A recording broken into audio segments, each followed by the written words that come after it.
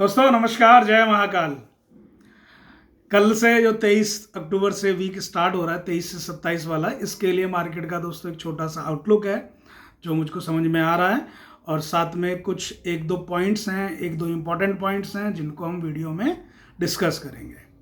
और last week जो MMTC के ऊपर हमने बात करी थी उसको भी थोड़ा सा वीडियो में डिस्कस करेंगे। तो वीडियो को थोड़ा सा ध्यान से सुनिए, समझिए, और नेक्स्ट वीक के लिए और नेक्स्ट जो भी प्लानिंग है उसको कर सकते हैं आप। वीडियो में पूरा का पूरा हम ना एजुकेशन पर्पस के लिए वीडियो को शेयर कर रहे हैं आपसे। तो प्लीज़ चैनल को सब्सक्राइब कीजिएगा दोस्तों, और वीडियो को लाइक कीजिएगा अगर आपको ऐसा अच्छा लगता है और आपको लर्निंग वीडियोस मिलती हैं। अदरवाइज अपना और मेरा टाइम बिल्कुल भी मत खराब कीजिएगा चैनल पे आके। चलिए शुरू करते हैं दोस्तों। कल से जो निफ्टी स्टार्ट हो रहा है, इसमें मुझे ऐसा लगता है कि अभी भी आप देखिए पिछले 2 वीक में निफ्टी ने क्या किया है, 300 पॉइंट में कारोबार किया है। तो निफ्टी नीचे को 19,500 पकड़े हुए हैं और ऊपर को 19,800 पकड़े हुए हैं। तो इस तरीके की 300 सवा 300 पॉइंट की रेंज में निफ्टी ने कारोबार किया। लेकिन हमने ये देखा कि इस कारोबार के बाद भी स्टॉक स्पेसिफिक एक्शन बहुत अच्छा रहा।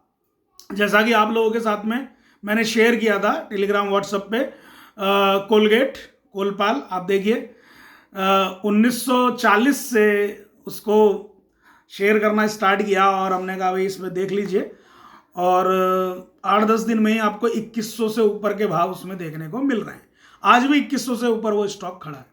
तो अभी उसमें बरकरार है तेजी। तो जब तक तेजी है ठीक है, 2050 का स्टॉप लॉस लगा के हम आगे उसे ट्रेल कर सकते हैं। तो ऐसे बहुत सारे एग्जाम्पल हैं, उनको भी आज इस वीडियो में डिस्कस करेंगे, और आगे नेक्स्ट क्या हो सकता है वो भी हम देखेंगे। तो अभी फिलहाल अगर हम निफ्टी की बात कर रहे हैं दोस्तों, तो निफ्टी में फिर से अभी वही ट्रेंड इंटैक्ट है। जबकि देखिए सेंटिमेंट्स अपोजिट हैं मार्केट के, अदर मार्केट्स भी अपोजिट हैं हमारे मार्केट के, लेकिन फिर भी हमारे मार्केट में उतनी भारी भरकम गिरावट या ट्रेंड में कोई बियरनेस या कुछ इस तरीके की कोई भी इंडिकेशन अभी ना फंडामेंटली देखने को मिल रही है, ना टेक्निकल देखने को मिल रही है। आप देखिए कि यूएस मार्केट जब गिरते थे तो हम उनसे ज्यादा गिरते थे। यूएस मार्केट जब बढ़ते थे तो हम उनके पीछे बढ़ते थे। लेकिन आज यूएस मार्केट गिर रहे हैं, लेकिन हम नहीं गिर रहे हैं उतना। और रही बात बढ़ने की, तो हम अपनी चाल चल रहे हैं, अपने सिस्टम से चाल चल रहे हैं। उसके पीछे सबसे ज्यादा बड़ा करिश्मा जो कर रहा है वो केम्स का डाटा अगर आप पढ़ें तो म्यूचुअल फंड इंडस्ट्री जो हमारे भारत में फल फूल रही है वो कर रही है। जहां पहले 600 करोड़ का इन्वेस्टमेंट होता था, आज वही इन्वेस्टमेंट 2,500 करोड़ से ऊपर निकल गया है। ये मैं मंथली इन्वेस्टमेंट की बात कर रहा हूं, सिप की बात कर रहा हूं, जो लोग म्यूचुअल फंड में एसआईपी करते हैं। जो 600 करोड़ से 2,500 करोड़ पे हम आ गए, तो कहीं ना कहीं एक, जैसे कहते हैं हर महीने एक स्टिमुलस पैकेज हमारे शेयर बाजार को म्यूचुअल फंड इंडस्ट्री दे रही है। तो ये कहीं ना कहीं एक रिटेल स्ट्रेंथ निकल के आ रही है, और रिटेल स्ट्रेंथ के साथ साथ हमारे डोमेस्टिक इन्वेस्टमेंट की स्ट्रेंथ निकल के आ रही है सामने। इसी वजह से हम अब उनसे अलग बिहेव कर रहे हैं, और उम्मीद है इन फ्यूचर भी जब हिंदुस्तान की इकोनॉमी 10 ट्रिलियन इकोनॉमी से ऊपर जाएगी, जो कि मोदी गवर्नमेंट का प्लान है, तो उस हिसाब से बहुत अच्छा इंप्रूवमेंट मिलेगा। तो ये बहुत दूरगामी बात मैं बोल रहा हूं इस वीडियो के माध्यम से, लेकिन वीडियो सिर्फ नेक्स्ट वीक के लिए है। तो वहां के लिए तो बस आपको ध्यान ये रखना है कि नीचे के लिए आज भी 19,300 का लेवल इंपॉर्टेंट होगा। अगर 19,300 को ब्रेक करके नीचे मार्केट क्लोज करता है तो एक बार 19,000 के लिए तैयारी करनी पड़ेगी, और 18,800, ये 2 पॉइंट के लिए हमें तैयारी करनी पड़ेगी। ऊपर के लिए आज भी अभी 19,850, 19,900 ये रेजिस्टेंस बरकरार हैं, चाहे वो ये वीक हो या नेक्स्ट वीक हो। ये जो लेवल मैंने बताए हैं, ऊपर के लिए 19,850, 19,900, और नीचे वाला लेवल 19,300, मैं समझता हूं आप करीब मेरे से 8-10 वीडियो से लगातार इन लेवल को सुन चुके हैं। और ये लेवल इतने इंपॉर्टेंट लेवल्स हैं मार्केट ट्रेड के लिए कि अगर जब भी ये ब्रेक करेंगे तो आपको एक डायरेक्शन दे देगा मार्केट, चाहे ऊपर की या नीचे की। ऊपर के लिए लेवल भी बता दिया, नीचे के लेवल भी बता दिया, लेकिन इसके साथ साथ एक और अपोजिट चीज बाजार में क्या हो रही है कि बाजार में बैंकिंग सेक्टर्स में एफबीआई ने बिकवाली करी, अपनी प्रॉफिट बुकिंग करी।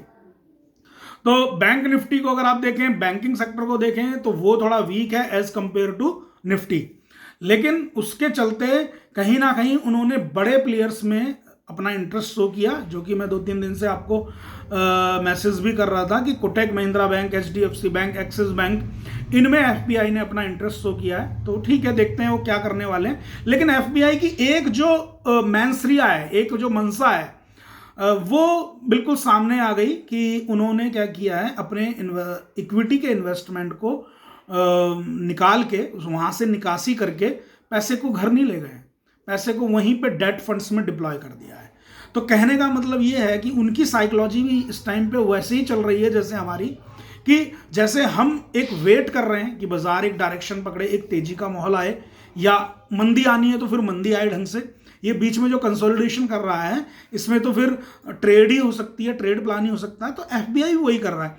एफबीआई ने क्या किया है कि अपने फंड्स को डेट में डिप्लॉय करके टाइम बिंग उसमें इंटरेस्ट अर्न करेगा, और इंटरेस्ट अर्न करने के बाद में जब उसको लगेगा कि अब एक ठीक ठाक एक अच्छी डायरेक्शन है, तो वो स्टॉक स्पेसिफिक उसमें फिर इन्वेस्टमेंट करेगा। उसके लिए हमें भी वेट करना है दोस्तों, उन्हीं के साथ में जो उनकी साइकोलॉजी है, उस साइकोलॉजी को हमें नज़र रखनी है उस पर, और उसको फॉलो भी करना है, क्योंकि कहीं ना कहीं हमें हेल्प करते हैं, इंपॉर्टेंट डाटा रहता है। और इधर आप देखेंगे यूएस के मार्केट गिरने पर भी, अगर हम नहीं गिर रहे हैं तो उसके पीछे मैंने आपको 2 वजह बताती हैं। एक तो केम्स के डाटा में जो इंप्रूवमेंट है, लगातार अवेयरनेस है हमारे इन्वेस्टमेंट में, एक तो वो चीज़ है। दूसरा, ये एफपीआई ने पैसे को कहीं निकाल के ले ही नहीं गए, हमारे ही बाजार में इक्विटी से निकाल के डेट में शिफ्ट कर दिया है, तो फंड कहीं बाहर नहीं गया है, इसलिए बाजार अभी संभले हुए हैं। और आने वाले टाइम में जो सिस्टम स्ट्रेटेजी बन रही है, क्योंकि उन यूएस के जो बॉन्ड यील्ड्स हैं, उनका जो बार बार इंटरेस्ट रेट बढ़ जाना, कहीं ना कहीं ये हमारे फंडामेंटली बाजार के लिए ठीक नहीं है। चाहे वो हमारा बाजार हो, चाहे दुनिया का कोई भी बाजार हो, वो उनके लिए ठीक नहीं है। दूसरा, जो गोल्ड आप देखेंगे तो गोल्ड में भी कहीं ना कहीं निवेश के मौके जो तलाश रही है एफपीआई और बड़े बड़े इंस्टीट्यूशंस, तो ये भी बाजार के लिए ठीक नहीं है। क्योंकि गोल्ड के लिए तो ठीक है, गोल्ड के रेट बढ़ेंगे, ठीक है, जिनका गोल्ड में इन्वेस्टमेंट है या करना चाहते हैं तो वो तो ठीक है कि भाई उनको बहुत अच्छी रिटर्न मिलेगी, लेकिन यहाँ हमारे बाजारों के लिए उतना ज़्यादा ठीक नहीं है। लेकिन चलते हैं, ओवरऑल ये नेक्स्ट वीक का जो व्यू था उसके लिए मैंने लेवल्स आप लोगों के साथ में शेयर कर दिए इस वीडियो में। अब बात करते हैं एमएमटीसी की। देखिए, एमएमटीसी को हालांकि जन्माष्टमी के टाइम से आप लोगों के साथ में मैंने स्टडी को शेयर किया, उस टाइम भाव था 65-66 रुपये, 68 रुपये, लेकिन आज जो भाव था, जो नेक्स्ट अभी हमने देखने को मिला, वो 88-89 रुपीज़ था। तो ओवरऑल अभी क्या चिंता है वहाँ पे कि एक रूमर थी कि भाई कंपनीज को बंद किया जा रहा है, ये एमएमटीसी को बंद कर देगी सरकार।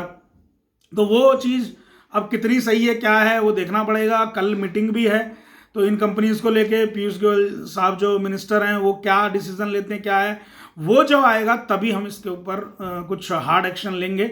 अदरवाइज तो एमएमटीसी को क्यों मैंने आप लोगों के साथ में शेयर किया इस स्टडी को, उसके पीछे वजह ये थी कि कहीं ना कहीं कंपनीज को ये फिर नए ऑर्डर्स क्यों मिल रहे हैं, नए ऑर्डर बुक के ऊपर क्यों प्लान कर रही है कंपनी, एक्जिम पॉलिसी जो उनकी है, एक्सपोर्ट इंपोर्ट पॉलिसी, उसके ऊपर क्यों नए प्लान कर रही है, वो नए रूल्स क्यों बना रहे हैं अगर उनको बंद ही करना है। तो ये वाला लॉजिक क्या है, फिर चार्ट पे भी ब्रेकआउट 10-12 साल बाद वो भी, तो ये सारी चीज़ें क्या मतलब क्या है कहने का कि ये क्या है क्या नहीं है। ये इसका मतलब ये हुआ कि कंपनी अगर बंद करनी है तो फिर ये वाली स्टडी क्या कहती है।